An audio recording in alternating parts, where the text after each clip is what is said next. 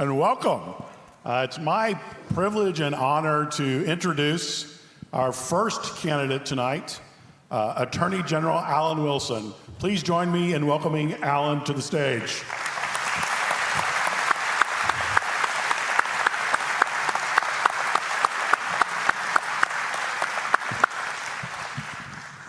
Alan, it's great to have you here tonight, and as we've told each of the candidates, you get 2 minutes for an opening statement. So if you would kind of give the crowd a quick 2-minute opening statement. Thank you. May it please the court. Yes, you may. You're the court, by the way. Hey, God bless y'all for being out here tonight. Thank you for giving me this forum and this opportunity to talk to you about my vision for our great state, and I look forward to spending the next 15 minutes talking about some of the things I'd like to do. But first, I'd like to tell you a few impactful stories about me. First, for those of you who don't know, I was adopted when I was 4 years old because my biological father was killed in a military training exercise. So my mother came home, married a guy named Joe Wilson who adopted me, and I remember every single night when I was a little boy, we would get down by my bed and we would pray, and at the end of our prayers, he would look at me and he would say, "Alan, there are little boys in this world that don't have a daddy in their life. God loved you so much, he blessed you with 2 daddies that loved you with all their heart." And he would point to the 2 pictures by my bedside table, my dad, my biological dad, and his photo, never letting me forget where I came from. It's because of that type of, the kind of parent that he was and the kind of mother that I had, that my 3 brothers and I all became officers in the military. All of us were Eagle Scouts. All of us served overseas. In fact, serving overseas, I almost lost my life in an IED attack in August 20th of 2004. It was that moment in time where I realized that God had given me a second chance, just like he did all the other soldiers in the convoy I was leading. And for the last 22 years, I've been trying to be worthy of the second chance God gave me that day, and I will spend the rest of my life trying to be worthy of the second chance. When you face your mortality, it really grounds you in your faith. The last thing I want to tell you is about 4 years ago, my wife was diagnosed with an aggressive form of breast cancer. She ended up going through chemotherapy, having a double mastectomy, numerous reconstructive surgeries. It wrecked her body, and it terrified us. The good news is we were blessed that she is now cancer-free. But what that experience taught me, it was about priorities. Folks, I love being your attorney general. I want to be your governor, but those are just titles. I mean, success, wealth, titles, power, glory, that stuff doesn't matter to me. What matters to me is my relationship with my God through my faith, my relationship with my community. That's what keeps me grounded. That's what's endearing. That is what is enduring. And so I believe I will be your next governor. But even if I'm not, my feet are on the ground and my priorities are right. I'm here tonight because this is a job interview. The office of governor does not belong to anybody, does not belong to Alan Wilson. I'm here because everyone in this room is my boss. I'm here to ask you to give me the opportunity to hold the office of governor in trust for you because it belongs to you. Allow me to serve you. I look forward to the questions we're going to have tonight, and I look forward to talking to each and every one of you. I will say this, I do have to leave quickly because I have another event in Rock Hill, but I am so grateful that you came out tonight, and I look forward to serving you as your next governor. Thank you, and God bless you. Well, we appreciate you making both of them work, Alan, and we've known each other a long time. I want to say thank you. You've been more than willing to do pastor meetings around the state. Why don't you share with them a little bit of your faith journey, but how it impacts policy decisions for you? Absolutely. You mind if I stand? It's the prosecutor in me. I'm standing in front of a judge and a jury. So I gave my life to Christ in the 10th grade. I remember it was Ron Comfort Ministries. Mike Pelletier was an evangelist. He was Ron Comfort's son-in-law, and he came to Grace Christian School, which is over in West Columbia. I was a sophomore, and I remember he walked me through Romans Road and gave my life to Christ. Now, like most 15-year-olds, for the next 10 years, while I was a Christian, I was a believer, and I never stopped believing. You know how they say sometimes people in life stop to smell the roses? Well, I rolled around in a couple of gardens. But I came back home, and obviously you heard in my opening statement some of the events in my life, later in life, that really grounded me in my faith, but obviously becoming a parent really grounded me, and so I have been a Christian now since I was 15 years old. I am now 52 years old, but that was when I gave my life to Christ, and now I'm on the walk.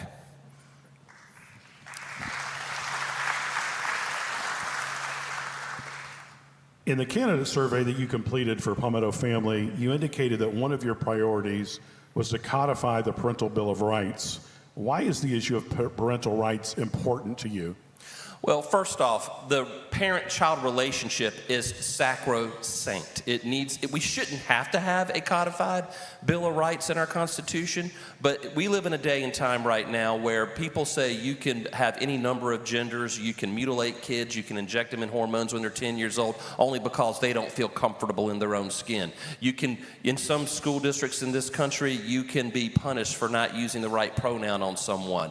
It just seems to me that in South Carolina, we shouldn't have to do these things, but if codifying our values into our Constitution recognizes the sanctity of the parent-child relationship, then that is something I am willing to defend, something I would sign, something I would get behind and support. And as Attorney General, I have been involved in dozens of lawsuits to protect the parent-child relationship, and I will continue to do that as a policymaker in the office of governor.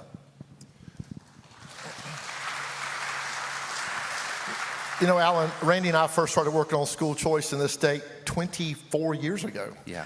So as governor, and school choice is a big deal. There are homeschoolers here, there are Christian school people here. It matters to them. How will you work with the legislature to expand educational savings accounts and other options for school choice when you're governor?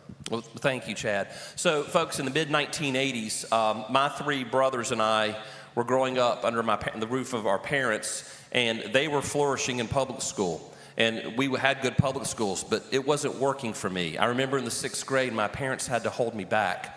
And they sent me to a Christian school, which they really couldn't afford, but they sacrificed to send me there because the class sizes were smaller and I could get more attention. And so I finished my entire educational career all the way up to the 12th grade in a Christian school, while my three brothers all graduated at the top of their class. Each of them were senior presidents of their respective high school classes. And I ended up graduating my Christian school in the top 10. Now, there were 11 people in my class, but I was in the top 10.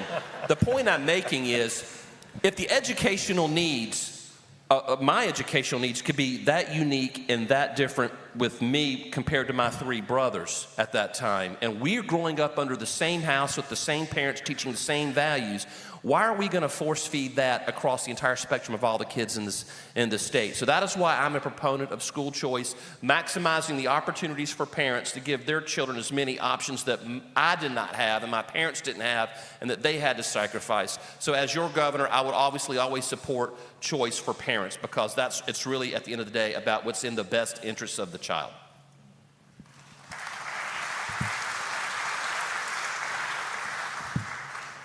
Throughout your service as Attorney General, you've defended the issue of life in both state and federal courts. As governor, how would you continue to defend and protect innocent human life?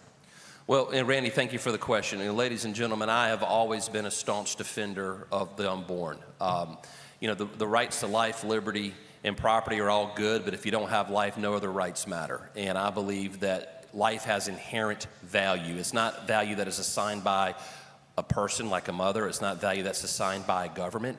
If it was, then what Hitler did wasn't all that bad, because if the government can assign life, basically assign value to a human being, it can take that value away from them. So value is inherent in the human, given by nature or nature's God.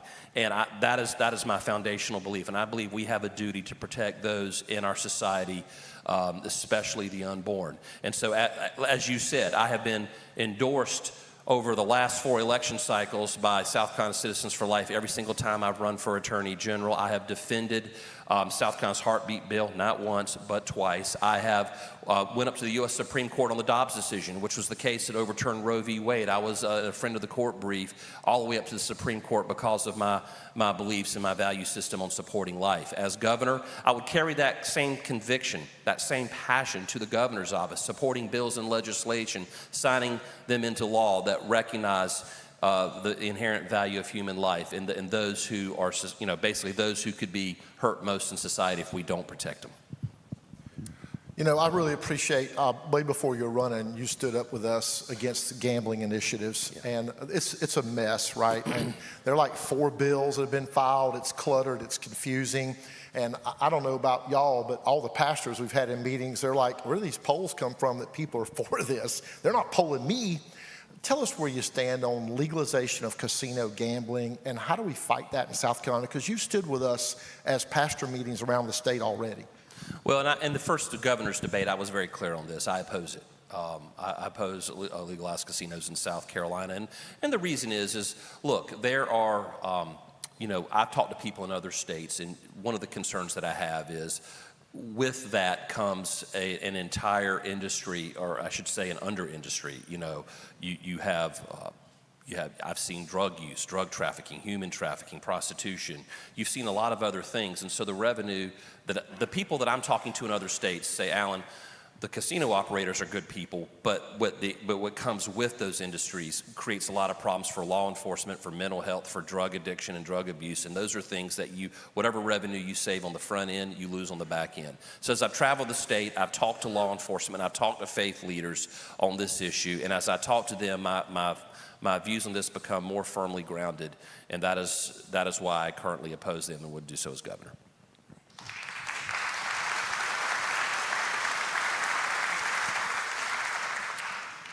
Judicial reform is an idea that's getting a lot of attention here in South Carolina. Do you support the current practice of the legislature in electing judges, or would you like to see it changed so the public can elect judges? Obviously, each system has pros and cons. Or what do you see as the best path forward for the Palmetto State? Well, I don't think I have enough time on the clock to really answer this one adequately.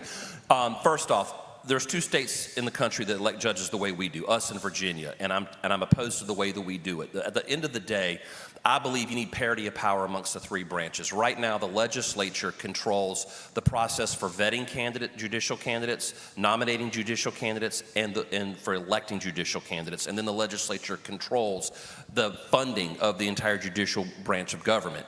The executive branch of government has de minimis, almost little to no influence in the selection and nomination process of judges.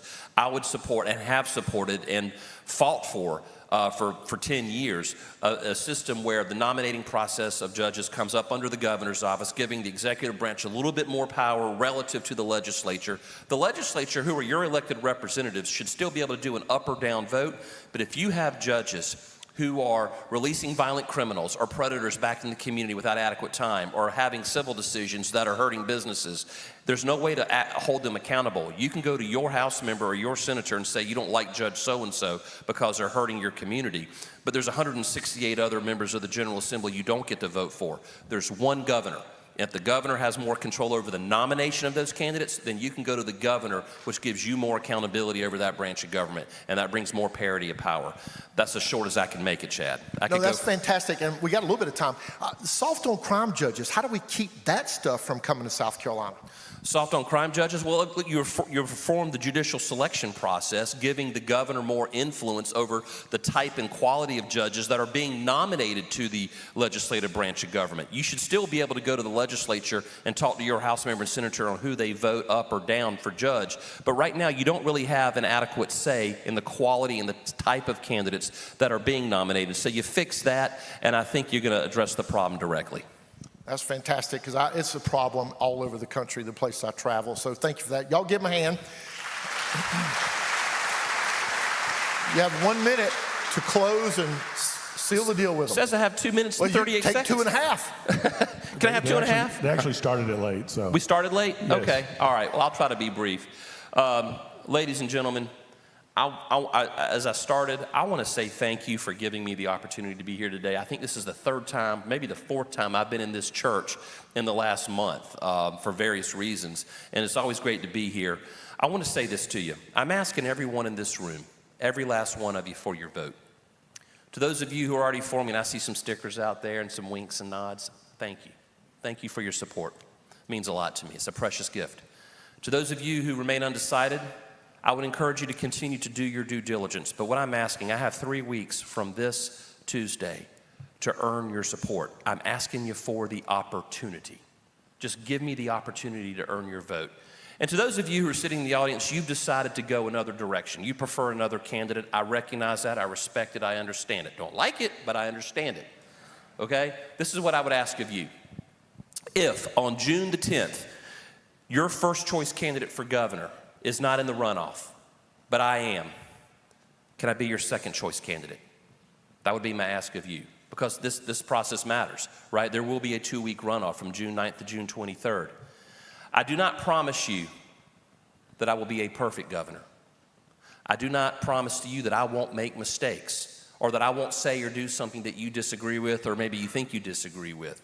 If you're looking for a perfect governor who won't ever let you down or make mistakes, go to another campaign, because I'm not your candidate, because I can't be perfect. I'm not selling you perfection. This is what I'm selling you. I will be a governor who is accountable to you. I will be a governor who is accessible to you. I'm looking out at this room right now and I see about 20 people that have my cell phone. Give it to your friend if they want to call me. I will be accessible to you. And I will never stop fighting for you as your governor. Give me that chance to be a fighter. Like as a combat veteran, I fought for you. As a prosecutor, I fought for you. And as your attorney general, I have fought for you. I would like the opportunity to fight as the next governor for the great state of South Carolina. Ladies and gentlemen, thank you for allowing me to serve as your attorney general. It's been the honor of a lifetime, and I hopefully look forward to serving you as your next governor. God bless you all. Alan Wilson. You want to get a quick picture? Yeah.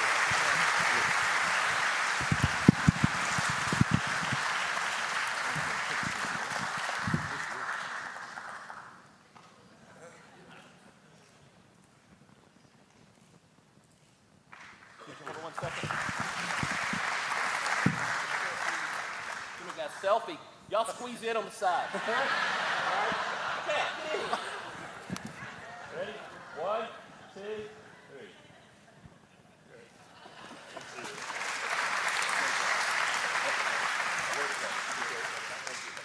Appreciate you. So y'all see what we're trying to do is we're trying to make it fun and informational and you really connect to people. This is what we're doing in our pastor meetings.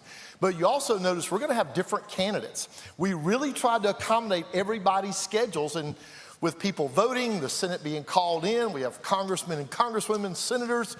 It's a little bit confusing. So thank you for your patience, but we're going to go back and forth with different candidates throughout the night. We think you're going to really enjoy the format. Randy Page.